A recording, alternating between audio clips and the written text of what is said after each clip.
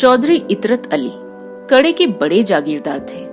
उनके बुजुर्गों ने शाही जमाने में अंग्रेजी सरकार की बड़ी बड़ी खिदमत की थी। उनके बदले में यह जागीर मिली थी। अपने सुप्रबंधन से उन्होंने अपनी मिल्कियत और भी बढ़ा ली थी और अब इस इलाके में उनसे ज्यादा धनी मानी कोई आदमी न था। अंग्रेज हुक्काम जब इलाके में दौरा करने आते तो चौधरी साहब की मिजाज पुरसी के लिए जरूर आते थे, मगर चौधरी साहब खुद किसी हाकिम को सलाम करने न जाते, चाहे वह कमिश्नर ही क्यों न हो। उन्होंने कचहरियों में न जाने का व्रत सा कर लिया था। किसी इजलास दरबार में भी न जाते थे।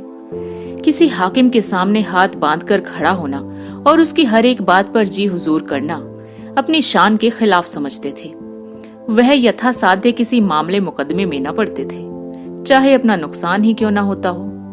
यह काम 16 आने मुख्तारों के हाथ में था। वे 1 के 100 करें या 100 के 1।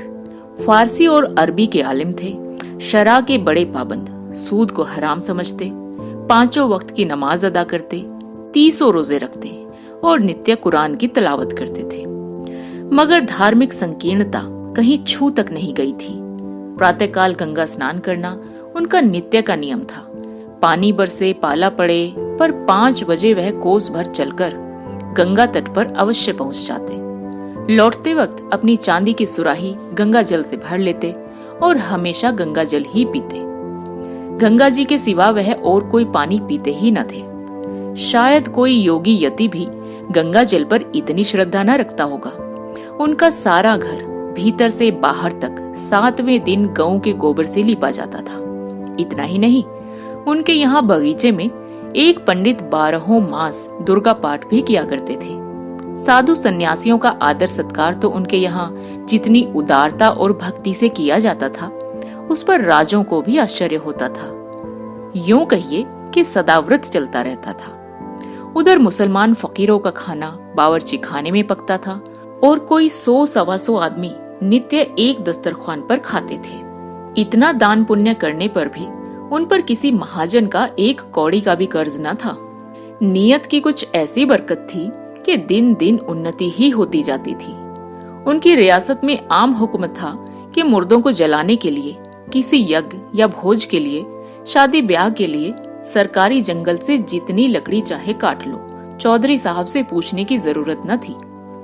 हिंदू असामियों की बारात में उनकी ओर से कोई न कोई जरूर शरीक होता था। नवेद के रुपए बंधे हुए थे। लड़कियों के विवाह में कन्यादान के रुपए मुकर्रर थे। उनको हाथी, घोड़े, तंबू, शामियाने, पालकी, नालकी, फर्श, जाजिमे, पंखे, चवर, चांदी की महफिली सामान उनके यहाँ से बिना किसी दिक्कत के मिल जाते थे। मांगने भर की देर रहती थी। इस दानी, उदार, यशस्वी आदमी के लिए प्रजा भी प्राण देने को तैयार रहती थी। चौधरी साहब के पास एक राजपूत चपरासी था, भजन सिंह। पूरे 6 फुट का जवान था। चौड़ा सीना, बाने का लठैत, सैकड़ों के बीच से मारकर निकल आने वाला। उसे भय तो छू भी नहीं गया था। चौधरी साहब को उस पर असीम विश्वास था, यहाँ तक कि हज करने गए तो उसे भी साथ लेते गए। उनके दुश्मनों की कमी न थी। आसपास के सभी जमींदार उनकी शक्ति और कीर्ति से जलते थे। चौधरी साहब के खौफ के मारे वे अपने आसामियों पर मनमाना अत्याचार न कर सकते थे, क्योंकि वह निर्बलों का पक्ष लेने के लिए सदा तैयार रहते थे। लेकिन भजन सिंह साथ हो तो उन्हें दुश्मन के द्वार पर सोने में भी कोई शंका न थी। कई बार ऐसा हुआ कि दुश्मनों ने उन्हें घेर लिया और भजन सिंह अकेला जान पर खेलकर उन्हें बेदाग निकाल लाया। ऐसा आग में कूद पड़ने वाला आदमी किसी ने कम देखा होगा। वह कहीं बाहर जाता तो जब तक खैरियत से घर न पहुंच जाए, चौधरी साहब को शंका बनी रहती थी कि कहीं किसी से लड़ न बैठा हो। बस पालतू भेड़े किसी दशा थी जो जंजीर से छूटते ही किसी न किसी से टक्कर लेने दौड़ता है। तीनों लोक में चौधरी साहब के सिवा उसकी निगाहों में कोई न था। बादशाह कहो, मालिक कहो, देवता कहो, जो कुछ थे बस चौधरी साहब ही थे। मुसलमान लोग चौधरी साहब से जला करते थे। उनका ख्याल था कि वह अपने दीन से फिर गए हैं। ऐसा विचित्र जीवन सिद्धांत उनकी समझ में क्यों कर आता? मुसलमान सच्चा मुसलमान है तो गंगा जल क्यों पिए, साधुओं का आदर सत्कार क्यों करे, दुर्गा पाठ क्यों कराए? मुल्लाओं में उनके खिलाफ हंडियां पकती रहती थी और हिंदुओं को जक देने की तैयारियां होती रहती थी। आखिर यह राय तय पाई कि ठीक जन्माष्टमी के दिन ठाकुर द्वारे पर हमला किया जाए और हिंदुओं का सिर नीचा कर दिया जाए। दिखा दिया जाए कि चौधरी साहब के बल पर फूले फूले फिरना तुम्हारी भूल है। चौधरी साहब कर ही क्या लेंगे? अगर उन्होंने हिंदुओं की हिमायत की तो उनकी भी खबर ली जाएगी, सारा हिंदूपन निकल जाएगा। अंधेरी रात थी। कड़े के बड़े ठाकुर द्वारे में कृष्ण का जन्मोत्सव मनाया जा रहा था। एक वृद्ध महात्मा पोपले मुंह से तंबूरों पर धुन अलाप रहे थे और भक्तजन ढोल मंजीरे लिए बैठे थे कि इनका गाना बंद हो तो हम अपनी कीर्तन शुरू करें। भंडारी प्रसाद बना रहा था। सैकड़ों आदमी तमाशा देखने के लिए जमा थे। सहसा मुसलमानों का एक दल लाठियां लिए हुए आ पहुंचा और मंदिर पर पत्थर बरसाना शुरू कर दिया। शोर मच गया। पत्थर कहां से आते हैं? ये पत्थर कौन फेंक रहा है? कुछ लोग मंदिर के बाहर निकलकर देखने लगे। मुसलमान लोग तो घात में बैठे ही थे। लाठियां जमानी शुरू की। हिंदुओं के हाथ में उस समय ढोल मंजीरे के सिवा और क्या था? कोई मंदिर में जा छिपा तो कोई दूसरी तरफ भागा। चारों तरफ शोर मच गया। चौधरी साहब को भी खबर हुई। भजन सिंह से बोले, ठाकुर देखो तो क्या शोरगुल है, जाकर बदमाशों को समझा दो और न माने तो 2-4 हाथ भी चला देना, हाँ मगर खून खच्चर न होने पाए। ठाकुर यह शोरगुल सुन सुनकर दांत पीस रहे थे। दिल पर पत्थर की सिल रखे बैठे थे। आदेश सुना तो मुंह मांगी मुराद पाली। शत्रु भंजन डंडा कंधे पर रखा और लपके हुए मंदिर पहुंचे। वहां मुसलमानों ने घोर उपद्रव मचा रखा था। कई आदमियों का पीछा करते हुए मंदिर में घुस गए थे और शीशे के सामान की तोड़फोड़ कर रहे थे। ठाकुर की आंखों में खून उतर आया। सिर पर खून सवार हो गया। ललकारते हुए मंदिर में घुस गया और बदमाशों को पीटना शुरू किया। एक तरफ तो वह अकेला और दूसरी तरफ 50 आदमी। लेकिन वाह रे शेर, अकेले सबके छक्के छुड़ा दिए। कई आदमियों को मार गिराया। मालूम नहीं उसमें इतनी शक्ति कहां से आ गई थी। उसे ऐसा जान पड़ता था कि कोई दैवी शक्ति मेरी मदद कर रही है। कृष्ण भगवान स्वयं उसकी रक्षा करते हुए मालूम होते थे। धर्म संग्राम में मनुष्यों से अलौकिक काम हो जाते हैं। उधर ठाकुर के चले जाने के बाद चौधरी साहब को भय हुआ कि कहीं ठाकुर किसी का खून न कर डाले। उसके पीछे खुद भी मंदिर में आ पहुंचे। देखा तो कोहराम मचा हुआ है। बदमाश लोग अपनी जान ले लेकर बेतहाशा भागे जा रहे हैं। कोई पड़ा कराह रहा है, कोई हाय हाय कर रहा है।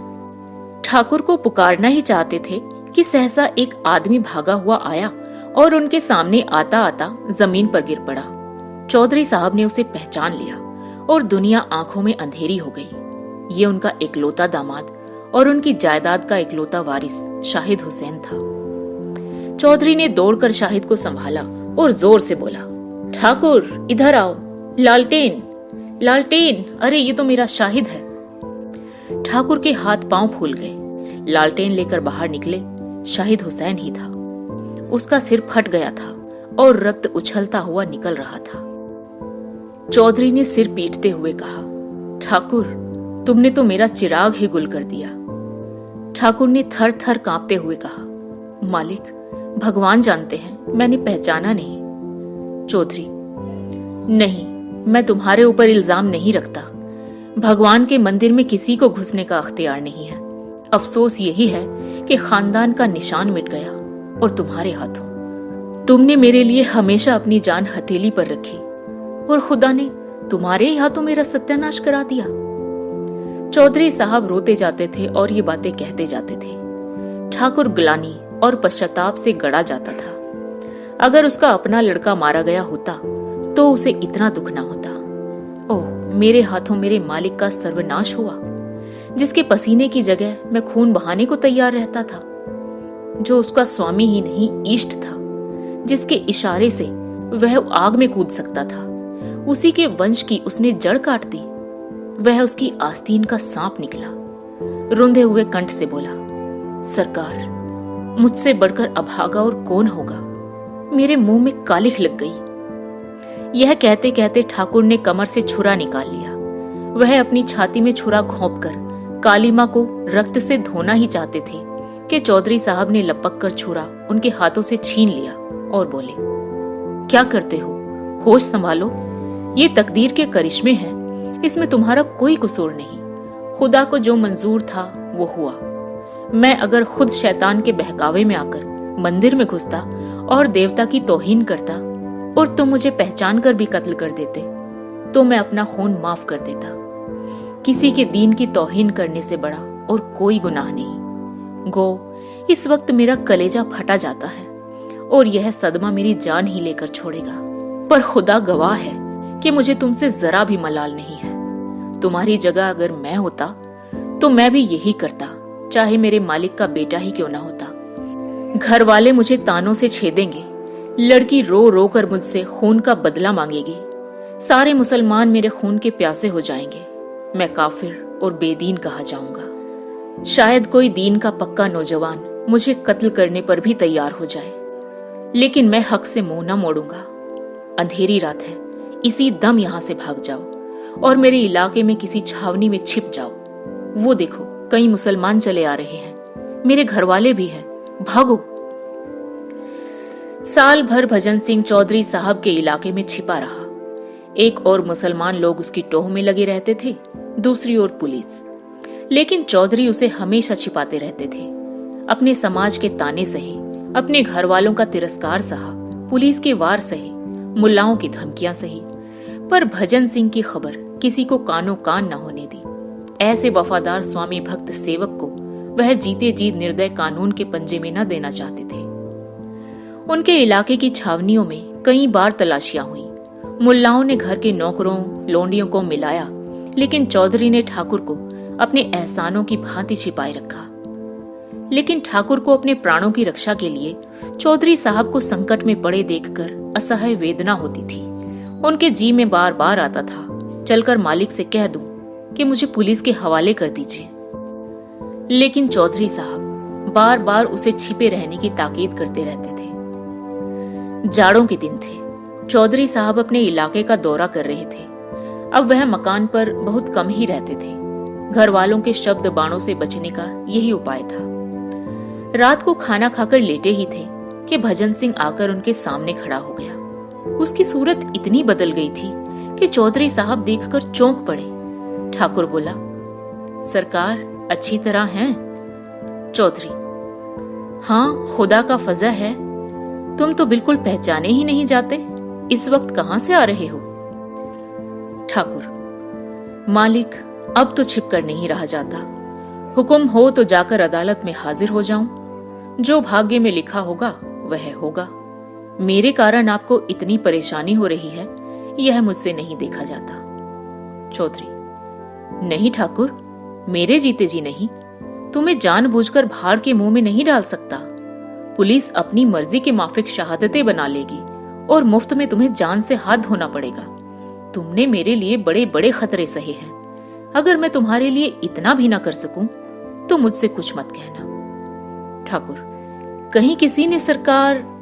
चौधरी, इसका बिल्कुल गम ना करो। जब तक खुदा को मंजूर ना होगा कोई मेरा बाल भी बांका नहीं कर सकता।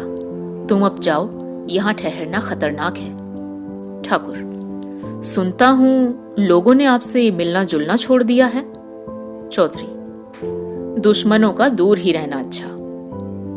लेकिन ठाकुर के दिल में जो बात जम गई थी वह न निकली।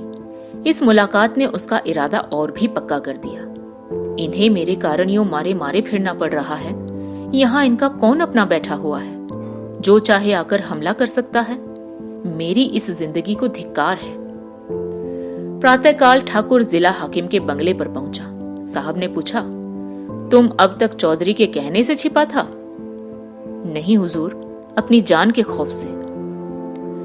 चौधरी साहब ने यह खबर सुनी तो सन्नाटे में आ गए। अब क्या हो? अगर मुकदमे की पैरवी न की गई तो ठाकुर का बचना मुश्किल है। पैरवी करते हैं तो इस्लामी दुनिया में तहलका पड़ जाता है। चारों तरफ से फतवे निकलने लगेंगे। उधर मुसलमानों ने ठान ली कि इसे फांसी दिलाकर ही छोड़ेंगे। आपस में चंदा किया गया। मुल्लाओं ने मस्जिद में चंदे की अपील की। द्वार द्वार झोली बांधकर घूमे। इस पर कौमी मुकदमे का रंग चढ़ाया गया। मुसलमान वकीलों को नाम लूटने का मौका मिला।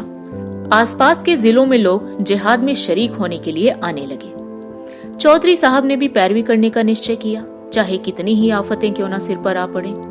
ठाकुर उन्हें इंसाफ की निगाह में बेकसूर मालूम होता था और बेकसूर की रक्षा करने में उन्हें किसी का खौफ न था। घर से निकल खड़े हुए और शहर में जाकर डेरा जमा लिया। 6 महीने तक चौधरी साहब ने जान लड़ाकर मुकदमे की पैरवी की, पानी की तरह रुपए बहाए, आंधी की तरह दौड़े। वह सब किया जो जिंदगी में कभी न किया था और न पीछे कभी किया। अहलकारों की खुशामदे की, वकीलों के नाज उठाए, हाकिमों को नजरें दी और ठाकुर को छुड़ा लिया। सारे इलाके में धूम मच गई। जिसने सुना दंग रह गया। इसे कहते हैं शराफत। अपने नौकर को फांसी से उतार लिया। लेकिन सांप्रदायिक द्वेष ने इस सत्कार्य को और ही आंखों से देखा। मुसलमान झल्लाए, हिंदुओं ने बगलें बजाई। मुसलमान समझे इनकी रही सही मुसलमानी भी गायब हो गई। हिंदुओं ने ख्याल किया अब इनकी शुद्धि करा लेनी चाहिए, इसका मौका आ गया है। मुल्लाओं ने जोर जोर से तबलीग की हाँक लगानी शुरू की। हिंदुओं ने भी संगठन का झंडा उठाया। मुसलमानों की मुसलमानी जाग गई और हिंदुओं का हिंदुत्व। ठाकुर के कदम भी इस रेले में उखड़ गए। मन चले थे ही हिंदुओं के मुखिया बन बैठे। जिंदगी में कभी एक लोटा जल तक शिव को न चढ़ाया था, अब देवी देवताओं के नाम पर लट चलाने के लिए उद्यत हो गए। शुद्धि करने को कोई मुसलमान न मिला तो 2-1 चमारों ही की शुद्धि करा डाली। चौधरी साहब के दूसरे नौकरों पर भी असर पड़ा। जो मुसलमान कभी मस्जिद के सामने खड़े न होते थे, वे 5 वक्त की नमाज अदा करने लगे। जो हिंदू कभी मंदिरों में न झांकते थे, वे दोनों वक्त संध्या करने लगे। बस्ती में हिंदुओं की संख्या अधिक थी। उस पर ठाकुर भजन सिंह बने उनके मुखिया, जिनकी लाठी का लोहा सब मानते थे। पहले मुसलमान संख्या में कम होने पर भी उन पर गालिब रहते थे, क्योंकि वे संगठित न थे। लेकिन अब वे संगठित हो गए थे। मुट्ठी भर मुसलमान उनके सामने क्या ठहरते। 1 साल और गुजर गया। फिर जन्माष्टमी का उत्सव आया। हिंदुओं को अभी तक अपनी हार भूली न थी। गुप्त रूप से बराबर तैयारियां होती रहती थी। आज प्रातःकाल ही से भक्त लोग मंदिर में जमा होने लगे। सबके हाथों में लाठियां थी। कितने ही आदमियों ने कमर में छुरे छुपाए हुए थे। छेड़कर लड़ने की राय पक्की हो गई थी। पहले कभी इस उत्सव में जुलूस ना निकला था, आज धूमधाम से जुलूस भी निकालने की ठहरी। दीपक जल चुके थे। मस्जिदों में शाम की नमाज होने लगी थी। जुलूस निकला। हाथी, घोड़े, झंडे, झंडियां, बाजे, गाजे सब साथ थे। आगे आगे भजन सिंह अपने अखाड़ों के पट्टों को लिए अकड़ते चले जाते थे। जामा मस्जिद सामने दिखाई दी। पट्टों ने लाठियां संभाली। सब लोग सतर्क हो गए। जो लोग इधर उधर बिखरे हुए थे आकर सिमट गए। आपस में कुछ कानाफूसी हुई।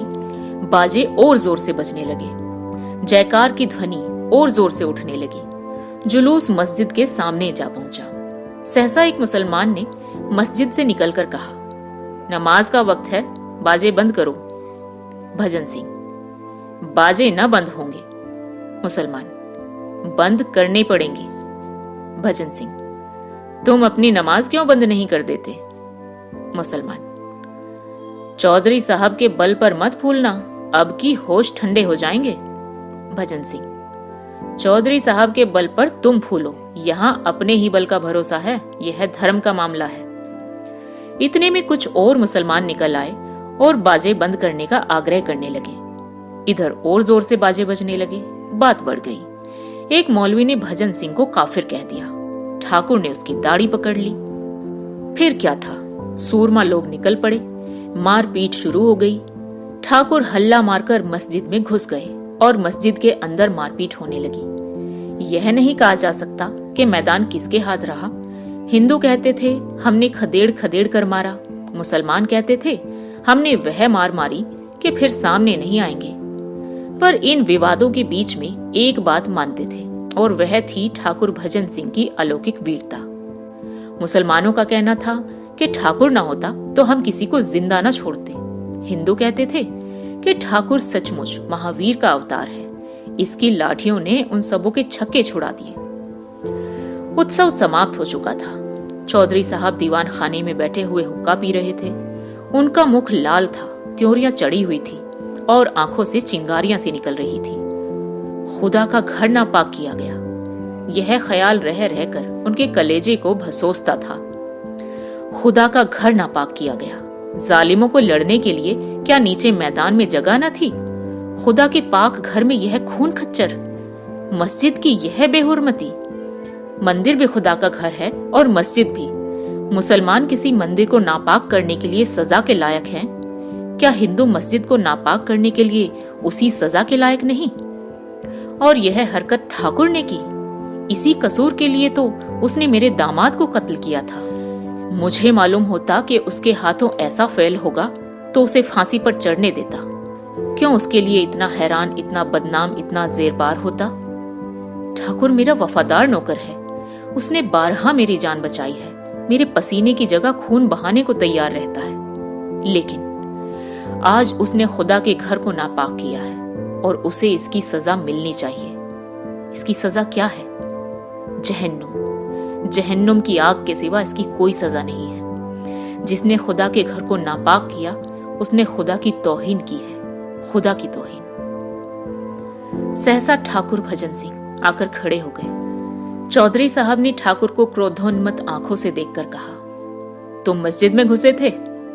भजन सिंह, सरकार, मौलवी लोग हम लोगों पर टूट पड़े।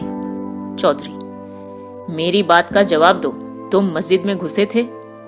भजन सिंह, जब उन लोगों ने मस्जिद के भीतर से हमारे ऊपर पत्थर फेंकना शुरू किया तब हम लोग उन्हें पकड़ने के लिए मस्जिद में घुस गए। चौधरी, जानते हो मस्जिद खुदा का घर है?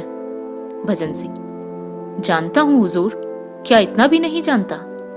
चौधरी, मस्जिद खुदा का वैसा ही पाक घर है जैसे मंदिर। भजन सिंह ने इसका कुछ जवाब ना दिया। चौधरी, अगर कोई मुसलमान मंदिर को नापाक करने के लिए गर्दन जदनी है तो हिंदू भी मस्जिद को नापाक करने के लिए गर्दन जदनी है। भजन सिंह इसका भी कुछ उत्तर ना दे सका। उसने चौधरी साहब को कभी इतने गुस्से में ना देखा था। चौधरी, तुमने मेरे दामाद को कत्ल किया और मैंने तुम्हारी पैरवी की। जानते हो क्यों? इसलिए कि मैं अपने दामाद को उस सजा के लायक समझता था जो तुमने उसे दी। अगर तुमने मेरे बेटे को या मुझी को उस कसूर के लिए मार डाला होता तो मैं तुमसे खून का बदला न मांगता। वही कसूर आज तुमने किया है। अगर किसी मुसलमान ने मस्जिद में तुम्हें जहन्नुम में पहुंचा दिया होता तो मुझे सच्ची खुशी होती, लेकिन तुम बेहयाओं की तरह वहां से बचकर निकल आए। क्या तुम समझते हो खुदा तुम्हें इस फेल की सजा न देगा? खुदा का हुक्म है कि जो उसकी तौहीन करे उसकी गर्दन मार देनी चाहिए। यह हर एक मुसलमान का फर्ज है। चोर अगर सजा न पाए तो क्या वह चोर नहीं है? तुम मानते हो या नहीं कि तुमने खुदा की तौहीन की? ठाकुर इस अपराध से इनकार न कर सके। चौधरी साहब के सत्संग ने हठ धर्मिता को दूर कर दिया था। बोले, हाँ साहब, यह कसूर तो हो गया। चौधरी, इसकी जो सजा तुम दे चुके हो वह सजा खुद लेने के लिए तैयार हो? ठाकुर, मैंने जानबूझकर तो दुल्हा मियां को नहीं मारा था। चौधरी, तुमने न मारा होता तो मैं अपने हाथों से मारता, समझ गए? अब मैं तुमसे खुदा की तौहीन का बदला लूंगा। बोलो, मेरे हाथों चाहते हो या अदालत के हाथों? अदालत से कुछ दिनों के लिए सजा पा जाओगे, मैं कत्ल करूंगा। तुम मेरे दोस्त हो, मुझे तुमसे मुतलक कीना नहीं है।